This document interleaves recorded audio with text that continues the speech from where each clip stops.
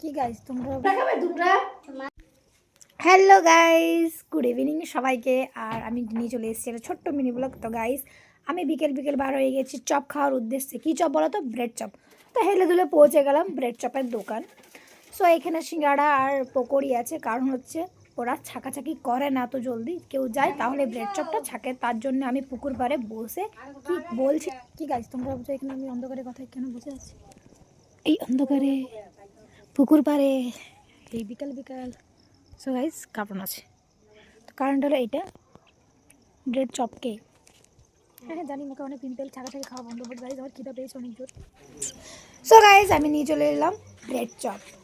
তো কি চললাম বাড়ি, তারপর আবার রাস্তায় দেখছি আমি বিয়ে বাড়ি চলে এসেছি।